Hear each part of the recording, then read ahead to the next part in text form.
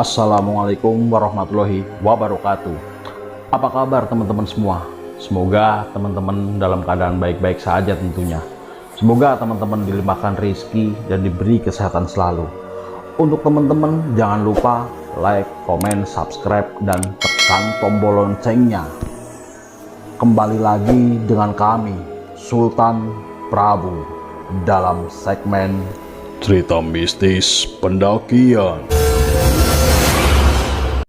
Salah seorang dari mereka melirikku dengan pandangan iba. Apa maksud tatapan itu? Bapak tadi langsung menghampiriku. "Jang, kita turun duluan ya.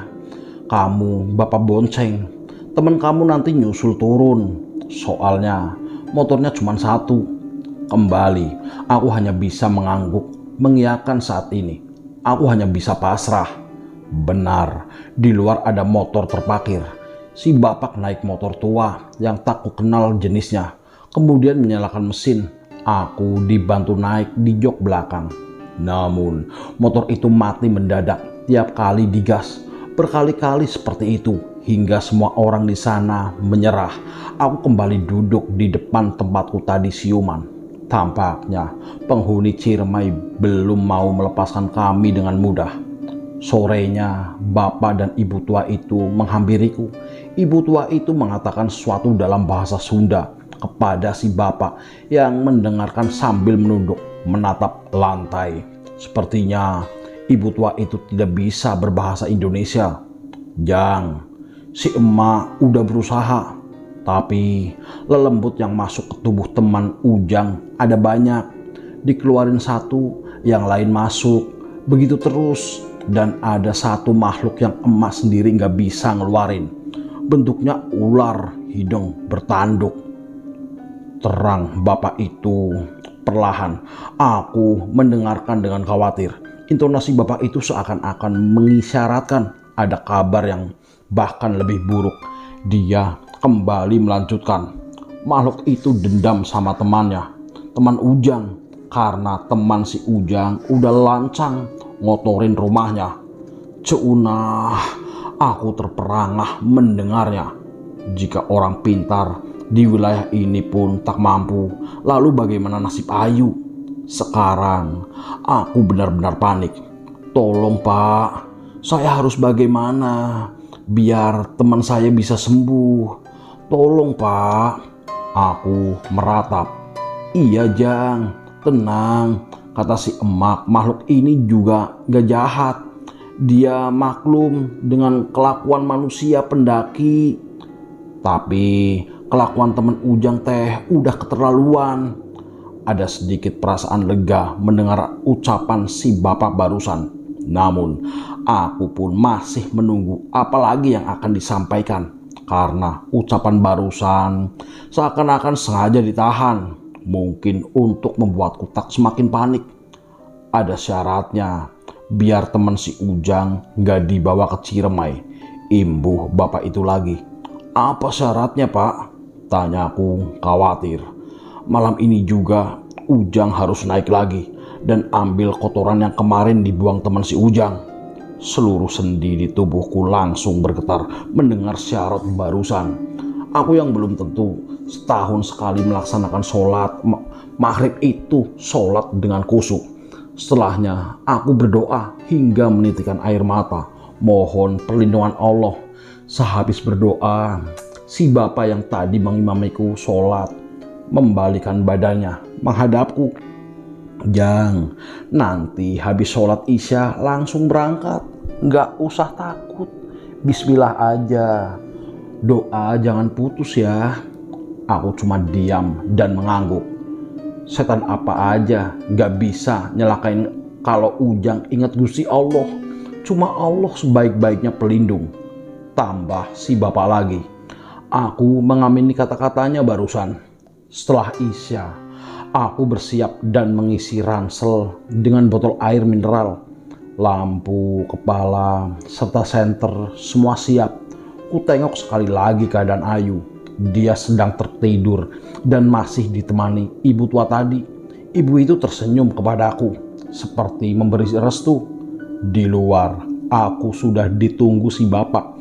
Dengan langkah gontai, aku berjalan menghampirinya, mencium tangannya, sekaligus minta dibantu doa. Dari kantongnya, bapak itu mengambil bungkusan dari kain putih dan menyerahkannya kepadaku. "Apa ini, Pak?" tanyaku. "Bungkusan ini isinya tanah. Nanti tanah ini kamu sebar di gubuk belakang condong amis ya. Kainnya kamu bawa. Nanti kalau ketemu yang kamu cari, kain ini buat bungkusnya." Bapak itu menerangkan. Kupandangi kain putih itu, menimbang sebentar di tanganku, lalu memasukkannya ke kantong celana. Kemudian aku menatap wajah lembut bapak penolongku itu dan sekali lagi mengangguk. Lalu dengan menarik nafas dalam, aku berangkat. Seekor burung berkoak-koak entah di mana mengikuti setiap langkahku. Satu-satunya penerangan hanya cahaya senter yang kuarahkan ke tanah. Dengan sengaja aku memfokuskan pandangan ke langkahku saja. Aku khawatir kegelapan yang menghampar di depanku akan menyurutkan nyali. Semakin jauh melangkah, bayangan kengerian malam kemarin kian menjadi nyata di kepalaku. Tiap kali itu aku sia-sia berusaha mengiyakannya. Langkahku berhenti di batas ladang penduduk. Di depanku membentang hutan pinus. Aura mistis menjalar dari semua tempat. Dengan mengucap bismillah, aku melangkah. Tiba-tiba aku mencium bau busuk yang sangat pekat. Bulu kuduku langsung berdiri. Cahaya senter bergoyang akibat tanganku yang gemetar hebat. Aku tetap maksa untuk maju walau pelan. Setiap kali ingin berbalik dan lari, aku selalu diingatkan sosok Ayu yang sedang tertidur saat tadi kutinggalkan. Bau busuk itu hilang, berganti bau melati. Sumber baunya begitu dekat. Keadaan akan tepat di belakangku. Seakan-akan bulu di seluruh tubuh langsung meremang, membayangkan sosok apa yang muncul di belakangku. Dengan ketakutan, aku terdiam, seolah-olah menunggu tangan sedingin es atau apapun itu menyentuh tanganku. Aku istighfar dan berjalan makin cepat. Dalam situasi seperti ini, tiba-tiba aku teringat legenda Nini Pelet yang konon berkeliaran di antara pohon-pohon pinus di wilayah ini pada waktu malam. Juga sosok Nyai Kembang, pengantin wanita yang mati saat tengah mengandung dan mayatnya dibangkitkan. Pikiran tenang Nyai Kembang dengan wajah pusat menyeringai di belakangku cukup membuat panik dan memaksaku berlari tunggang langgang. Entah berapa lama aku berlari tanpa mempedulikan jalan yang mulai menanjak. Bayangan Nyai Kembang yang menyeringai sungguh menerorku. Sampai akhirnya aku tersungkur karena kakiku terkait akar pohon melintang. Sekitarku bukan lagi hutan pinus, melainkan pohon-pohon tua raksasa. Di depanku dan jauh di atas tampak bangunan gubuk kayu yang gelap. Dari posisiku saat ini, bayangan gelap bangunan itu yang diselimuti kabut tipis seakan-akan memberikan peringatan untuk jangan coba-coba berani mendekat. Dengan ragu, kusenterkan bangunan kosong itu. Mungkin ini gubuk condong amis yang bapak tua maksud. Pelan dan ragu, aku mendekati bangunan di tengah hutan ini. Bayangan gelap bangunan ini saja sudah cukup mengintimidasiku. Pohon-pohon hitam di sekitarnya dengan ranting kurus yang dalam pikiranku bagaikan tangan orang mati menjuntai di sana-sini. Langkahku berhenti 10 meter di depannya. Dengan takut-takut, aku menyorotkan cahaya senter ke setiap pojok ruangan. Lega, tidak ada sosok apapun yang bersembunyi di kegelapan. Tanganku merogoh kantong celana dan mengambil bungkusan putih berisi tanah. Warna putih kain itu langsung membuatku bergidik ngeri. Kubuka ikatan, lalu kutuangkan tanah di dalamnya ke tanganku. Kutarik nafas dan langsung berlari ke belakang pondokan ini. Lalu secepatnya ku sebar tanah tadi sesuai permintaan si bapak. Aku sengaja melakukannya dengan cepat karena ngeri membayangkan apa yang ada di belakang pondokan itu. Tiba-tiba seraut wajah putih menjumbul di antara semak. Matanya membelalak lebar tepat di depanku. Aku langsung jatuh duduk sambil berteriak-teriak histeris. Ketika aku memberanikan diri membuka mata, sosok itu berdiri di sana, bertolak pinggang. Aku masih dalam keadaan jatuh terduduk. Saat itu, mengeluarkan suara yang aneh terdengar normal. Apa-apaan nih? Aku langsung menguasai diri. Sosok ini ternyata manusia biasa, pendaki. Aku masih tertegun tak percaya melihat manusia normal berdiri di hadapanku. Sosok itu bicara lagi. Kali ini tangannya menunjuk ke kolong gubuk. Apa-apaan? Mie gua jadi nggak bisa dimakan, woi. Aku terpana. Mataku bolak-balik melihat sosok itu dan mie yang baru direbus di kompor portable kotak. Bener, mie itu sudah bercampur tanah merah yang tadi kulempar. Aku tak mau berkata apa-apa. Bingung harus bersikap bagaimana. Ketika semakin tegang, baru aku menyadari sosok itu memang manusia biasa. Dia memakai kemeja lapangan warna hitam, celana lapangan, dan sepatu olahraga. Kulihat sekali lagi untuk memastikan manusia. Dia menggambit tanganku dan menolongku berdiri. Aku ditatapnya dari atas ke bawah, ke atas lagi. Apa-apaan barusan? Tanyanya lagi. Maaf bang, saya beneran nggak tahu ada orang di sini. Aku gelagapan meminta maaf. Tak mungkin aku jujur. Naik berapa orang? Tanyanya lagi. Sendiri. Sekarang aku bisa melihat dengan jelas orang ini. Tingginya sama denganku. Usianya mungkin menjelang 50 tahun. Tetapi sosoknya tampak lebih muda. Cahaya memantul dari kacamata bulatnya. Di balik kacamata, matanya penuh selidik memandangku. Gak dianjurkan jalan malam sendiri di Ciremai, katanya. Emang dapat izin dari tadi di bawah? Dapat bang. Aku lagi-lagi terpaksa berbohong. Ya udah, istirahat dulu aja. Mau mie? Kalau mau, gua masak dulu. Yang tadi harus dibuang gara-gara elu. Tanpa menunggu jawabanku, dia langsung sibuk menyiapkan makanan. Barulah sekarang aku dapat melihat dengan jelas orang ini menggelar matras di belakang gubuk ini. Siapa nama lu? Dari mana? Katanya sambil menyalakan api di kompor. Saya Adi bang, dari Jakarta. Kalau abang, jawabku. Gua Moka, jawabnya sambil tetap membelakangiku di gubuk dengan kompor. Aku sama sekali tak peduli dia dari mana.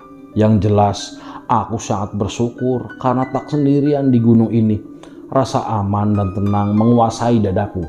Setelah mie matang, dia mengeluarkan mangkok plastik dari ranselnya. Menuang sebagian mie itu untuk kumakan. Sementara itu, dia memakan mie tadi langsung dari misting. Sambil makan, dia teruskan memperhatikanku. Setelahnya, dia mengeluarkan rokok kretek dari kantong baju, lalu menghisapnya dalam-dalam. Jadi, lu orangnya ya? Katanya, seakan-akan berbicara kepada diri sendiri. Gimana maksudnya bang? Tanyaku, tak yakin arah pertanyaannya. Dia memandang dengan tatapan kesal. Kalian tuh semua pendaki sama aja. Bisanya cuma ngotorin gunung. Nggak punya rasa hormat. Lagian kenapa harus jawab bohong? Malu. Aku terperangah mendengar kalimat terakhirnya. Dari mana dia tahu? Mak Encep nitip lu ke gua. Dia yang cerita semua. Mulai dari sini sampai atas. Lu bareng gua. Katanya lagi. Mak Encep siapa bang? Tanyaku bingung. Bocah, emang gak ada hormat-hormatnya sama orang tua. Mak Encep yang dari kemarin nolongin lu sama temen lu. Kalau nggak ada Mak Encep, temen cewek lu pasti udah lewat dibawa ke alam lain. Jawabnya ketus. Rupanya Mak Encep nama ibu tua yang terus-terusan menjaga Ayu di Cibunar. Aku memang sama sekali tidak bertanya nama ibu tua itu. Juga bapak yang menjagaku. Ada rasa menyesal menyadari betapa kurang sopan santunnya kepada orang yang sudah beberapa hari ini menolongku dan Ayu. Mak Encep juga yang ngejagain lu ngelewatin hutan pinus. Makanya lu bisa aman sampai sini. Kalau enggak, lu bisa dimakan setan pengantin tadi. Tapi saya jalan sendiri tadi, Bang. Mak Encep. Setan pengantin? Aku bertanya bingung. Akan tetapi dia tidak menjawab, cuma tersenyum sinis sambil membereskan ranselnya. Aku bergidik mengingat rasa dingin yang menjalari tanganku tadi. Mungkin setan pengantin itu tadi benar-benar ada di belakangku.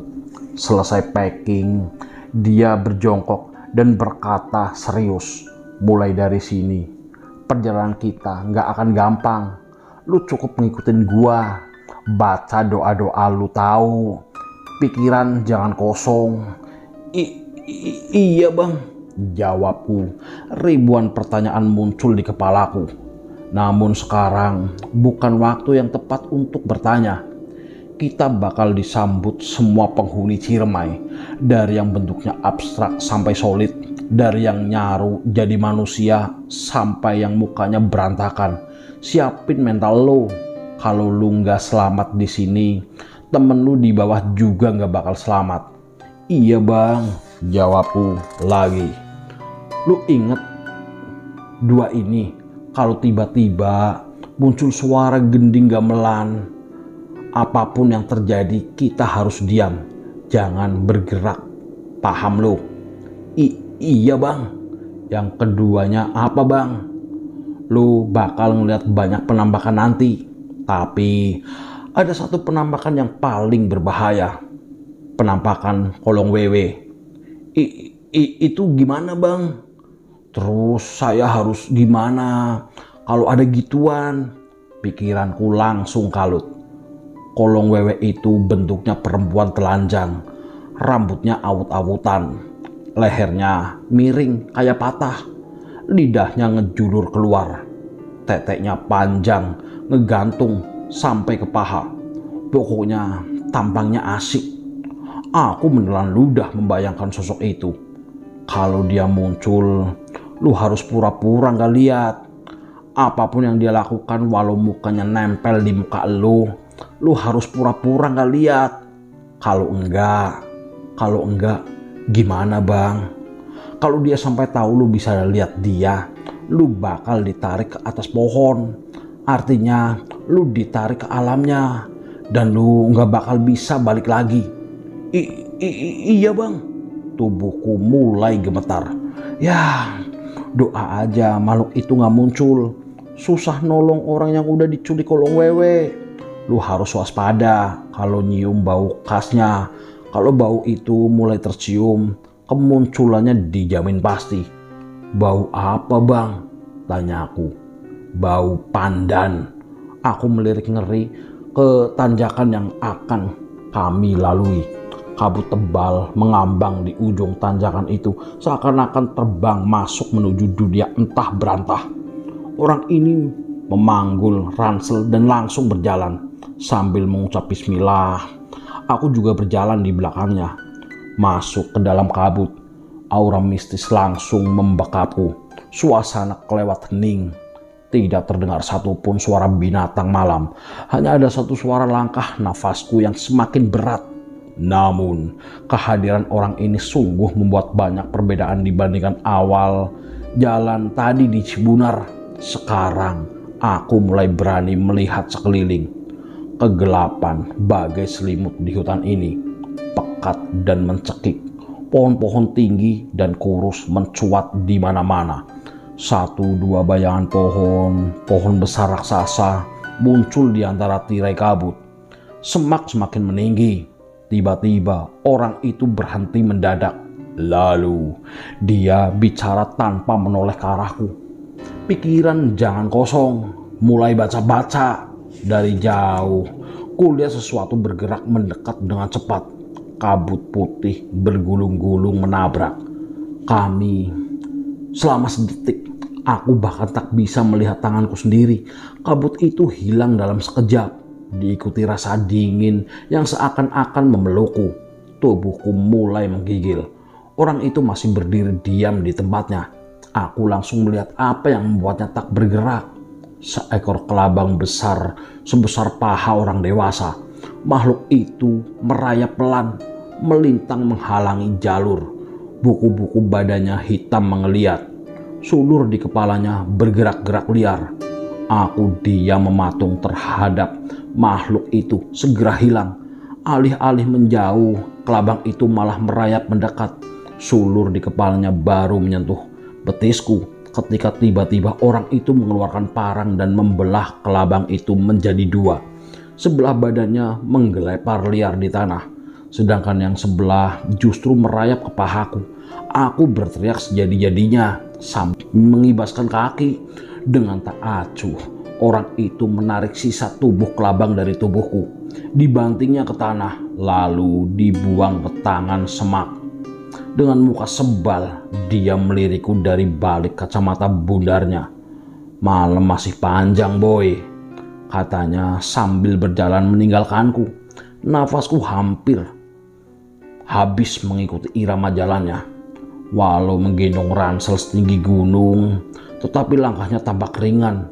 Ada sebuah pin menempel di ranselnya, tetapi aku tak berhasil membaca tulisannya. Dia mencolek bahuku dan menunjuk ke atas. Mataku mengikuti arah yang ditunjuk. Seketika tubuhku bagai tersengat listrik. Di dahan pohon yang paling tinggi tampak sosok perempuan, kakinya menjuntai ke bawah. "Kuntilanak," katanya sambil nyengir. Kakiku kembali gemetar. Rasanya tak ada tenaga sedikit pun untuk bergerak. Meski sekuat tenaga aku berusaha. Bukan cuma ada satu, tetapi dua. Bukan dua. Seketika aku menyadari sosok itu ada di setiap cabang pohon. Jumlahnya puluhan, menggantung di sana sini. Hanya diam, tak bergerak, tak bersuara. "Bang, tolong!" Bahkan suara yang keluar dari mulutku pun bergetar. Dia malah ketawa melihatku bersimbah keringat. Dia menggambit lenganku dan mengajakku jalan. Cuma begitu aja. Mereka itu gak bisa lebih. Kuntilanak gak akan nyekek lo, apalagi gigit. Bisanya cuma nongol, berharap manusia yang diganggu mentalnya lemah kayak lo. Terus terang, aku takjub dengan abang ini. Bicaranya miring tentang hantu tanpa rasa takut sama sekali. Jalan semakin ke atas, menampakkan muncul di mana-mana. Beberapa bahkan tempat di pinggir jalur bukan hanya kuntilanak, tetapi juga banyak wujud lainnya. Beberapa wujud muncul dalam keadaan tidak utuh. Ada yang tanpa kepala, ada yang tidak punya rahang, ada yang kepalanya terbelah. Beberapa yang lain muncul dengan organ tubuh tidak pada tempatnya. Semakin aneh bentuknya, menandakan rendahnya level mereka di dunianya.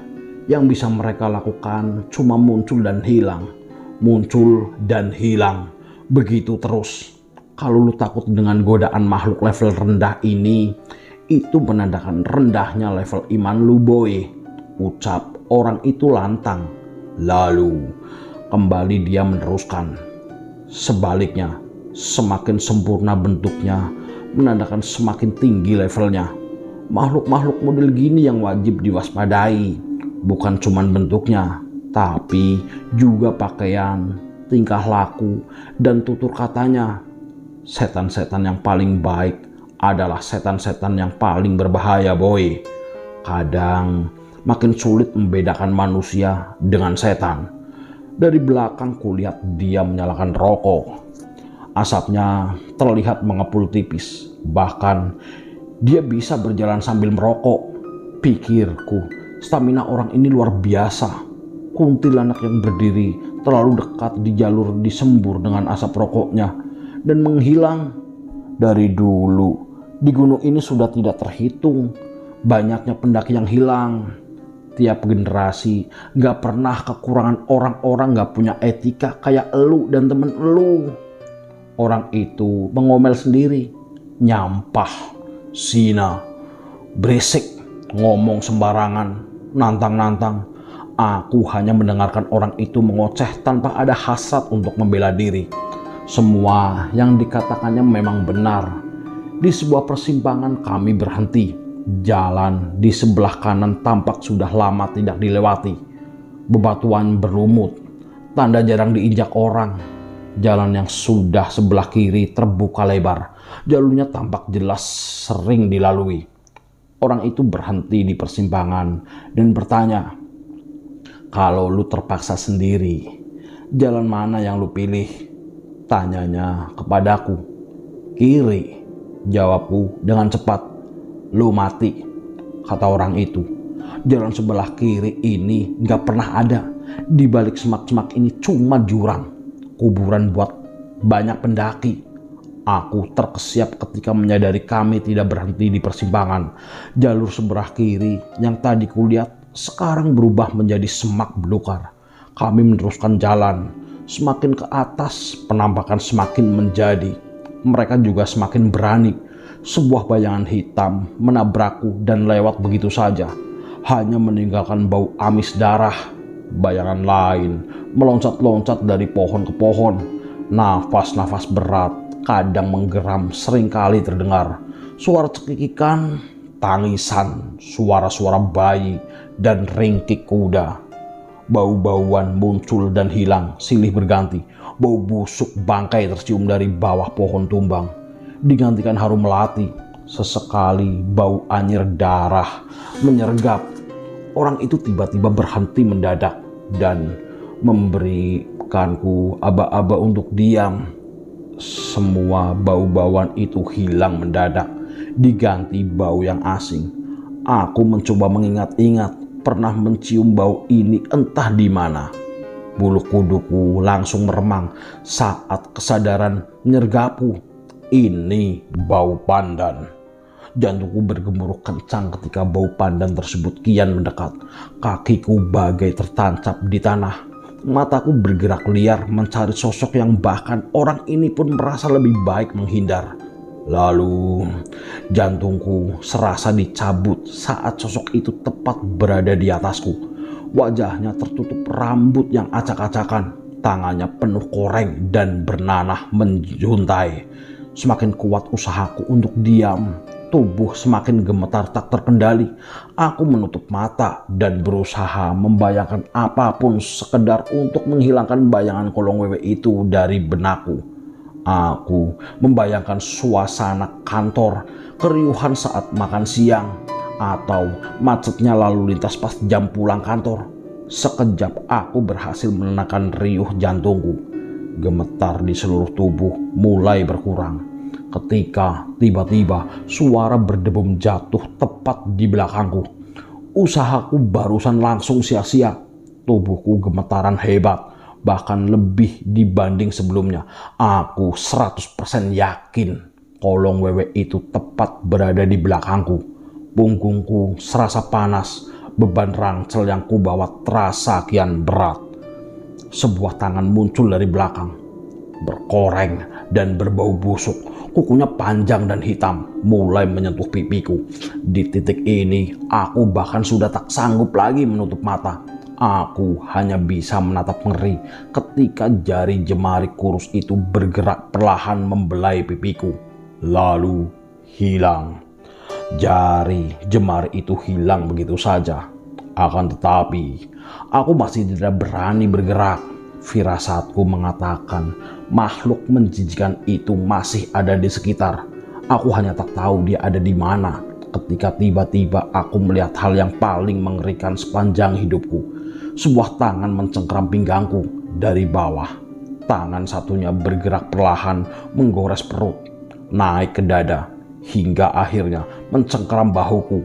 Perlahan wajah mengerikan muncul di antara dua tangan itu. Matanya menatap kosong ke mataku. Hanya mata kosong itu yang tersisa di wajahnya. Seluruh wajah hancur dan bernanah.